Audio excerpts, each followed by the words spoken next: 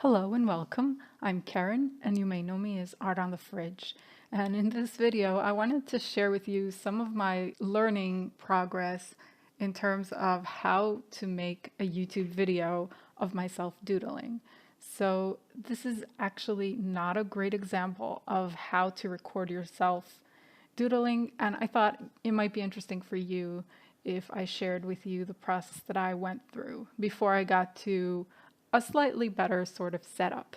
So as you can see, I'm reclining in a couch and I have the camera off to my right at an angle.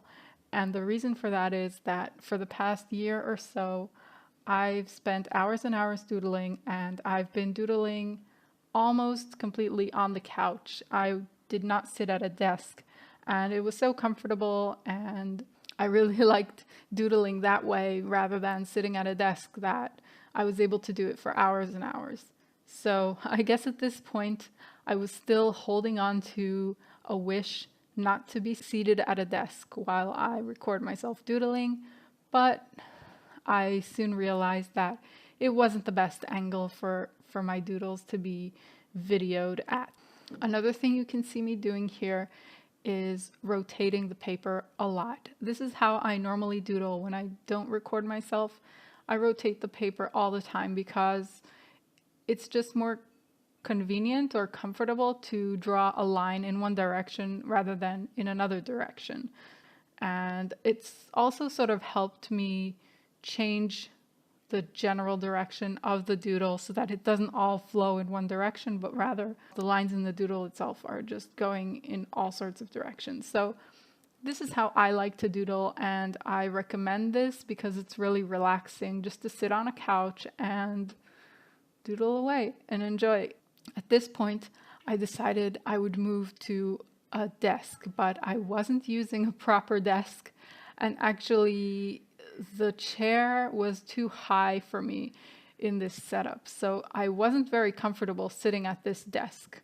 I also had the camera at an angle coming from the right, and you can see me doodling, but you're not seeing it at the best angle. I think the most natural angle to watch someone doodle would be as if you were me watching it from my direction, and the way to achieve that is by having the camera facing completely downward and completely parallel to where I am sitting. So I learned that lesson and I applied it in my other doodles. I realized that since I wasn't comfortable sitting at this desk in this angle, doodling was obviously not as fun, and also it took me a lot longer to doodle because I guess I was used to seeing my lines at a different angle and having my face at a certain distance from the page. So that took some getting used to and some lessons learned from that.